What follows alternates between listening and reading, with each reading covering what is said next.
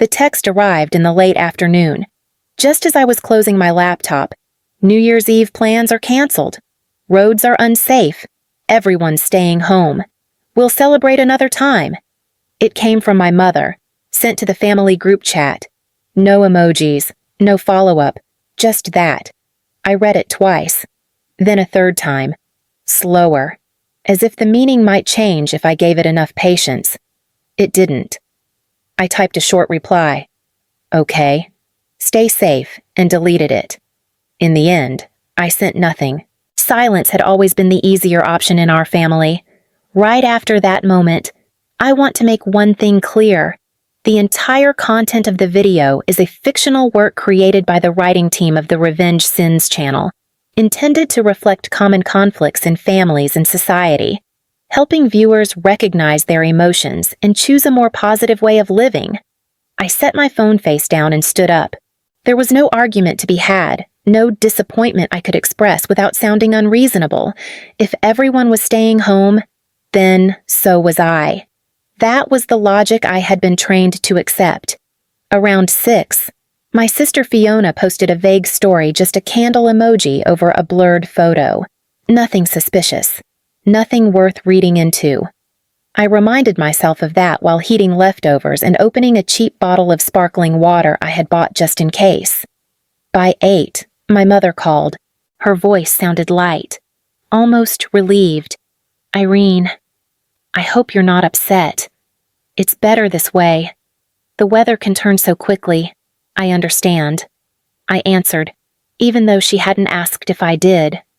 You always do, she replied, a familiar softness settling into the line. That's why this family counts on you. The call ended before I could decide whether that sentence was meant as praise or a reminder of my place. As the night crept closer to midnight, I turned on the television. The hosts were laughing too loudly, counting down to a future that already felt distant from me.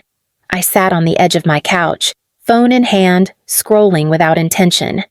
If you've ever stayed for a story like this, listening while pretending you're only half invested, I understand that instinct.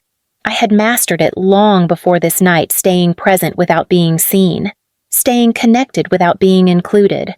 At 11:58, my screen refreshed on its own. A story from my cousin appeared at the top of my feed. No caption, just motion. Champagne glasses clinking. Someone counting down in the background. I didn't tap it yet. My thumb hovered, hesitation stretching longer than it should have. Somewhere between the noise on the television and the silence in my living room, I felt something shift. Not fear, not anger, recognition.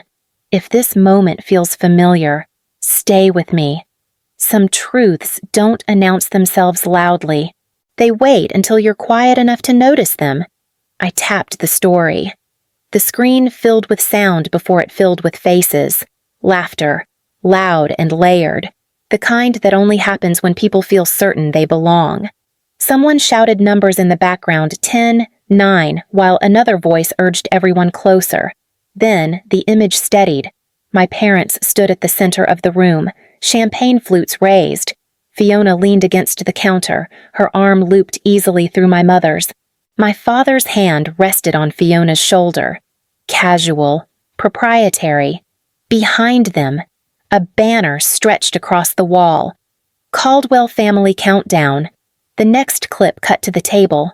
Plates already cleared. Candles burned low. A bottle tipped as someone poured another round. No coats. No signs of people rushing home because the roads were dangerous. At 11:59, Fiona's face filled the frame. She laughed into the camera, cheeks flushed. To family, her voice carried, confident and bright. And to starting the year right. The room echoed the toast. I lowered the phone. The television host began shouting the final seconds, but the noise felt distant, muffled by the rush in my ears. My phone vibrated again. Another story, then another, different angles. Same room, same people. At midnight, fireworks exploded on the screen in front of me. Cheers erupted on my phone. My own living room stayed quiet. A message arrived in the group chat almost immediately. "Happy New Year, everyone," my mother wrote, followed by a string of celebratory emojis. I stared at the text until the letters blurred. My fingers hovered over the keyboard, then pulled back. Anything I typed would be wrong, too emotional, too sensitive, too much. Instead, I opened Fiona's last story again. This time, I noticed the details I had missed. The clock on the oven behind her read 11:47. Outside the window, the streetlights glowed steady and clear. No ice, no storm. No reason anyone couldn't have driven safely home. Another notification lit up my screen. A private message from Fiona. "Did you have a quiet night? Mom said you prefer smaller gatherings." The words sat there, carefully chosen. Not an apology, not an explanation, a suggestion that this had been done for me. I typed back slowly. "I was told everyone was staying home." The reply came fast. "Plans changed. You know how these things go." I set the phone down, my hands unsteady now. This wasn't a misunderstanding. It wasn't poor communication. It was coordination. For years, I had accepted the role of the reasonable one, the one who didn't make scenes, the one who understood. At 11:58, I had believed I was alone by accident. By midnight, I understood it had been intentional, and once that truth settled, it refused to stay quiet. I didn't sleep. By morning, the quiet felt heavier than the night before. I moved through my apartment on habit alone, making coffee I barely touched, staring at my phone without opening anything new. The stories from last night were gone now, expired into silence, but their absence felt louder than their presence ever had. At 9, my mother's name lit up the screen again. Her tone carried warmth, carefully measured. "Good morning, honey. I just wanted to check in. I hope you weren't lonely last night." I wasn't expecting anything else. My voice came out flatter than intended. A pause settled between us. Then a gentle sigh. "You know how plans are. Things shift. They shifted without me." The words slipped out before I could soften them. She laughed lightly, the sound familiar enough to sting. "You're reading into it again. You always do this when you're tired." I closed my eyes. That phrase had been used on me my entire life. Tired, sensitive, overthinking. Each one designed to redirect the conversation back toward my supposed flaws. I saw the stories. I reminded her. Another pause. Longer this time. That was unplanned. "Fiona invited people last minute. It wasn't meant to exclude you." The explanation landed too smoothly, rehearsed. After we hung up, the memories began lining themselves up, no longer scattered. They moved with purpose now. Thanksgiving 2 years ago. I had driven 3 hours after work, arms full of groceries. My aunt praised Fiona for putting everything together, while my mother nodded along. When I mentioned the cooking I had done, she smiled and replied, "Well, Fiona coordinated it. The summer barbecue that was postponed because too many people were busy. The next week, a photo surfaced online, everyone smiling around the same grill. I remembered convincing myself it must have been an old picture. Even my father's surgery. I took time off, managed medications, slept on a chair beside his bed. Later, he told friends Fiona had been his rock through recovery. I stood nearby, invisible, applauding the story because correcting it felt impolite. Around noon, Fiona texted again. "Mom's upset. She feels attacked." I didn't accuse anyone. I typed back, "Intent doesn't matter." Her reply arrived. "Impact does." That word impact had always been reserved for my reactions, never their actions. By mid-afternoon, my father finally reached out. His message was short, controlled. "Let's not turn this into something it isn't. Families make compromises." I read it several times. Compromise implied mutual sacrifice. Yet somehow, The giving always came from the same direction. I scrolled through my old messages then, years of them, noticing how often I apologized first, how frequently I adjusted, how rarely anyone met me halfway. This wasn't one night gone wrong. It was a pattern so consistent it had disguised itself as normal.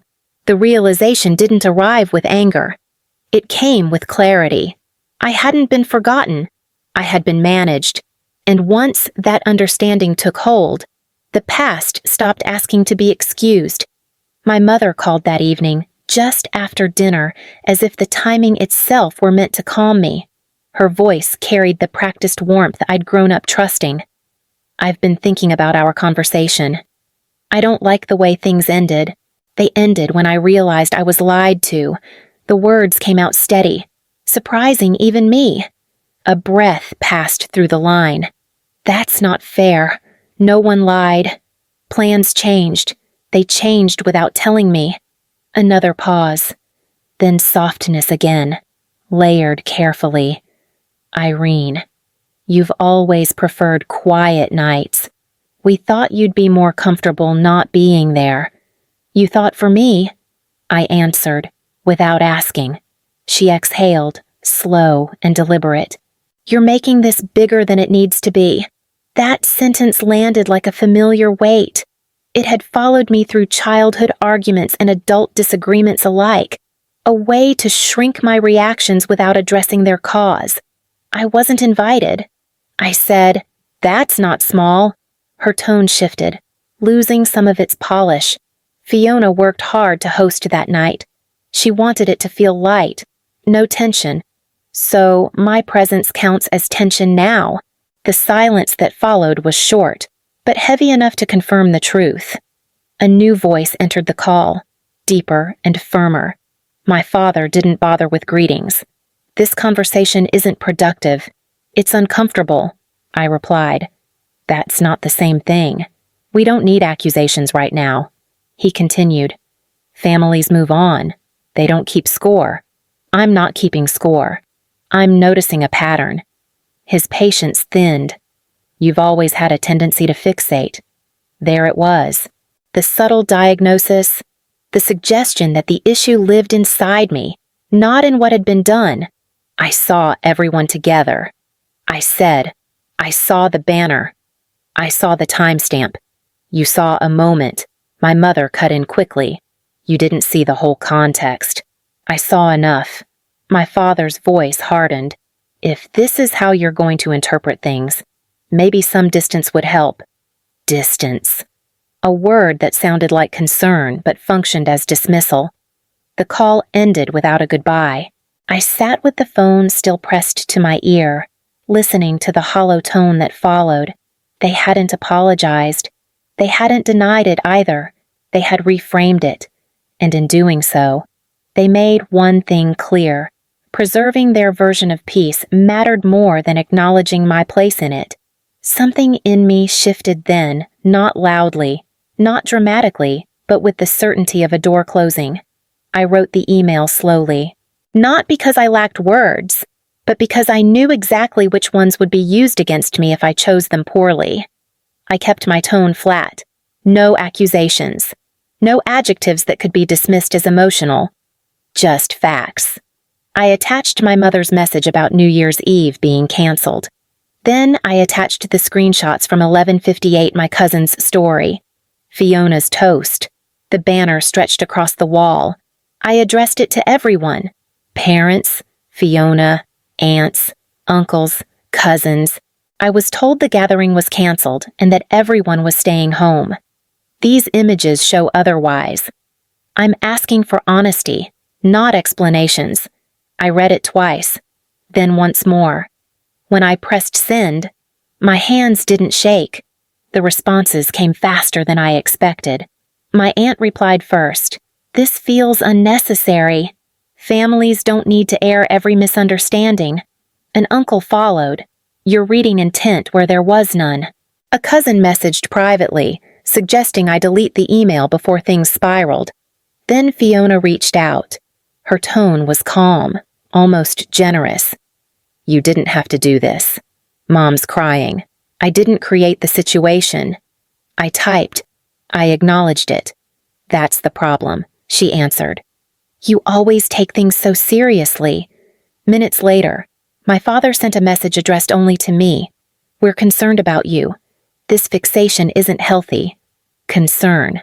The word slid easily into place, carrying an edge I hadn't heard before. My mother called again that afternoon. Her voice was unsteady now, sharpened by frustration. You embarrassed us. I shared what happened. You shared it publicly. She pushed back.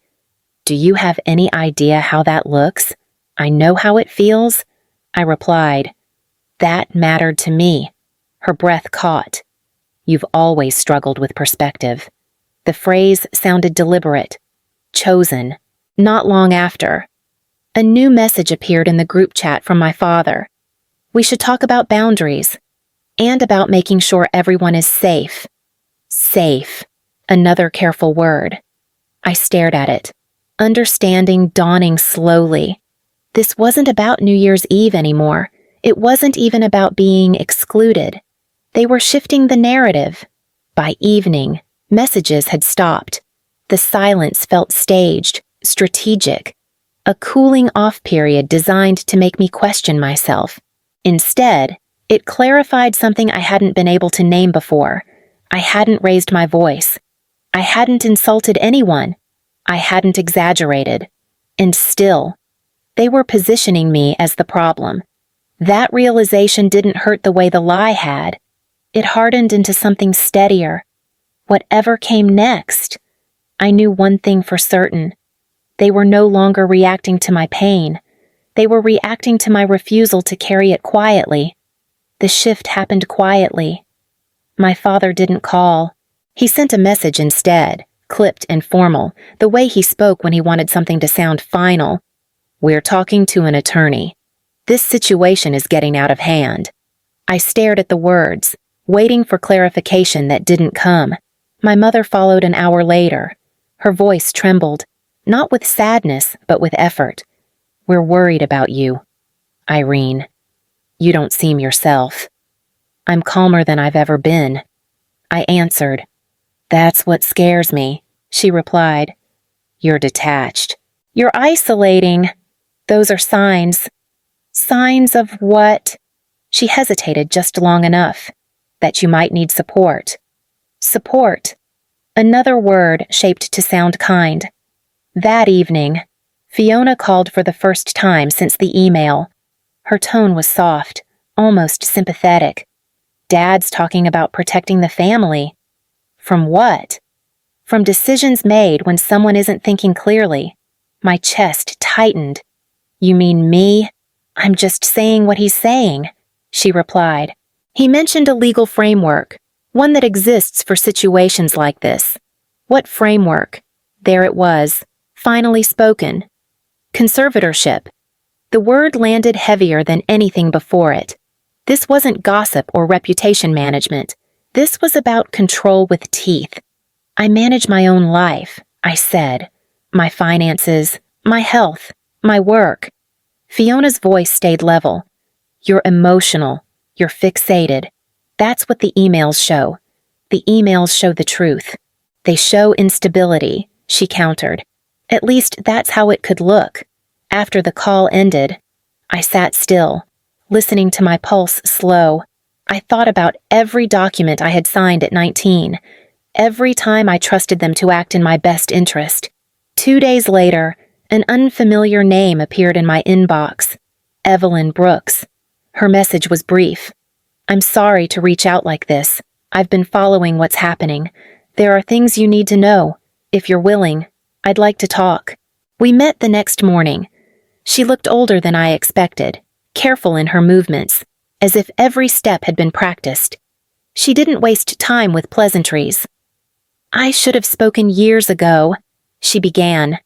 I stayed quiet because your father made it clear there would be consequences. What kind? Legal, financial, personal. She folded her hands together, but seeing them question your capacity crossed a line. She slid a folder across the table. I handled administrative records for your family when your grandfather passed. She continued. What you were told and what was documented are not the same. I didn't open the folder yet. I didn't need to. For the first time since New Year's Eve, the fear I felt had direction. They weren't worried about my well-being. They were worried I was about to see something they had worked very hard to keep hidden. Evelyn waited until I opened the folder. Inside were bank statements, neatly stacked.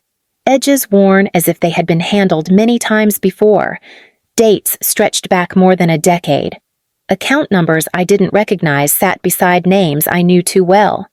My grandfather left something for you, Evelyn began, her voice steady but restrained. It wasn't small, and it wasn't symbolic.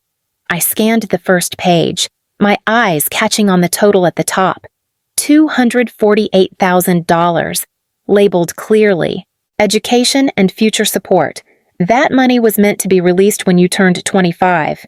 She continued, your father was appointed trustee. He never transferred control to you. My throat tightened. I paid for my degree with loans. I know, Evelyn replied softly. That's part of why I'm here. She pointed to a column of transactions. Each line carried a familiar rhythm. Monthly transfers, quarterly withdrawals, amounts that never repeated exactly $1,150, $3,900, $2,450. Small enough not to raise flags, she explained. Consistent enough to fund a lifestyle. The recipient account names blurred together at first. Then one stood out, Fiona. They told her it was family support. Evelyn added, they told you it didn't exist. My hands pressed flat against the table. The room felt too quiet, as if sound itself was waiting. There's more, she said. She turned to another section of the folder. Legal documents this time. A signature leapt off the page, unmistakably mine, dated the summer I turned 19. You signed a power of attorney. Evelyn continued. They presented it as a medical precaution, something temporary. I remembered the conversation, my mother's reassurance, my father's urgency. I had signed without reading the fine print, trusting the people who raised me. They used it to authorize property sales, Evelyn said. Assets your grandfather intended to be split equally. Those proceeds were routed the same way. I closed my eyes. The memories rearranged themselves again, sharper this time. Every time they praised Fiona's independence. Every time they criticized my caution. Every time I helped them financially while believing I was simply less fortunate. I was never bad with money, I murmured. I was never irresponsible. No. Evelyn agreed. You were kept uninformed. The word landed with precision. I looked up at her. Why tell me now? She met my gaze without flinching. Because they're trying to discredit you. When families do that, it's usually to protect something. Or someone. My phone vibrated on the table. A message from my father. We need to meet. This has gone far enough. Another from my mother followed seconds later. Please don't make decisions you'll regret. Evelyn watched my expression change. They know, she said quietly. Or they suspect. I slid the folder closer to my chest. The shock had settled into something colder, steadier. They made me believe I was struggling, I said. They watched me work 2 jobs. They let me think I was behind. Evelyn's voice softened. They didn't take your money and spend it. I looked at the numbers again, the dates, the pattern I could now see clearly. They took my choices. I finished. Outside that room, my family was preparing explanations, defenses, strategies. Inside it, the truth finally had shape. The money had never disappeared. It had simply been redirected along with every version of my future that depended on it. The attorney's office was quiet in the way places become when truth is about to be weighed. Nathan Pierce spoke without urgency, his voice measured, almost gentle. You have options: civil recovery, full accounting. Restitution. He paused, letting the words settle. There's also the quieter route. I leaned back, folding my hands to keep them still. A settlement. He continued. Partial repayment. A confidentiality agreement. No public record. No escalation. Quiet, I repeated. It would end this quickly. He added, it would protect you from further retaliation. Protect. Another word designed to sound benevolent. The meeting with my family happened 3 days later, at my apartment. They arrived together, coordinated even now. My mother carried a folder. My father didn't bring anything at all. We want to fix this. My mother began, placing the folder on the table as if it were an offering. There's been confusion. Confusion doesn't last 13 years, I replied. My father's jaw tightened. You're interpreting documents without context. I slid Evelyn's copies across the table, aligning them carefully. These dates provide context. Fiona's eyes flicked to the pages, then away. You're acting like we plotted against you. I'm acting like I read the numbers. My mother reached for my hand. I moved it out of reach. Her voice softened, the way it always did when control was slipping. We're willing to make this right. Not everything, but enough to move forward. Enough for whom? For you, she insisted. So you can let this go. My father leaned in, lowering his voice. Think carefully. Dragging this out will hurt everyone. Reputations, careers, relationships. I've been hurt quietly, I answered. That didn't protect anyone. Fiona finally spoke, her composure cracking. You don't need all of it. You're doing fine. That's not your decision. Her gaze hardened. You're choosing money over family. I met her eyes, steady. I'm choosing truth over control. The room fell silent. My father straightened, his tone cooling. If you proceed, don't expect reconciliation. I didn't come here for permission. My mother's voice trembled now, frustration bleeding through the concern. We raised you better than this? You raised me to be reasonable. I replied. You didn't expect me to be informed? The folder remained unopened on the table, their version of peace waiting inside. I stood, gathering my own documents instead. You can speak to my attorney. My father's expression shifted then, something like disbelief breaking through his restraint. You'd really do this? I nodded once. I already have. They left without another word. The door closed behind them with a finality that felt earned. Later that night, Nathan called. They're asking for terms. No terms. I answered. Proceed. After the call ended, I sat alone, the weight of the decision settling into place. I could have taken the deal. I could have preserved the illusion, accepted a fraction, pretended this was about closure. Instead, I chose consequence. Not for revenge, not to punish, but because some losses don't deserve to be minimized, and some truths don't survive compromise. The case ended without ceremony. Nathan called one afternoon, his voice calm, professional. The settlement is finalized. Full restitution.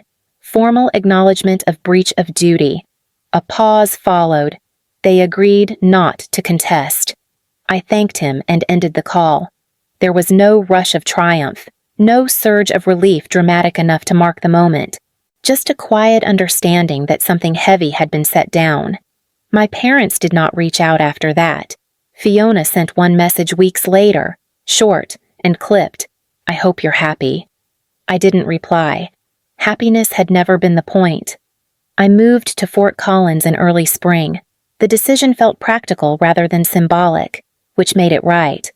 New job, new routines, new people who learned my boundaries before my history. When I introduced myself, no one needed me to explain who I used to be. On New Year's Eve, 1 year after everything broke open, I hosted a small gathering, nothing elaborate, a few friends from work, one neighbor who brought dessert without asking what would be appropriate. We counted down together, voices overlapping, imperfect and sincere. At 11:58, my phone buzzed. My mother's name appeared on the screen. I didn't open the message. I turned the phone face down and stayed where I was. Someone raised a glass and smiled at me, waiting. I lifted mine in return, to honesty. One of them offered, and to choosing yourself. Another added, without knowing how closely those words fit. Later, when the room quieted and the night softened, I thought about the year behind me, about how easy it is to mistake endurance for loyalty, about how often silence is praised when it benefits everyone but the person keeping it, about how love, when it's real, doesn't require you to disappear. If you've stayed with this story, listening closely, perhaps you've recognized pieces of your own life woven into mine. That recognition matters. Stories like this aren't told to assign villains or collect sympathy. They exist to remind us that clarity is not cruelty, and boundaries are not betrayal. Before going to bed, I finally opened my phone. I deleted the unread message without reading it. The choice felt gentle, not defiant. I stepped outside for a moment, breathing in the cold air, letting the quiet settle. Somewhere in the distance, fireworks echoed faintly, already fading. I didn't lose my family that year. I stopped losing myself. And if this story resonated with you, if it mirrored something you've lived or something you're still carrying, take that as an invitation. Pay attention to what your own life has been asking of you. Stay with the truth when it surfaces. Sometimes that's how a new year really begins.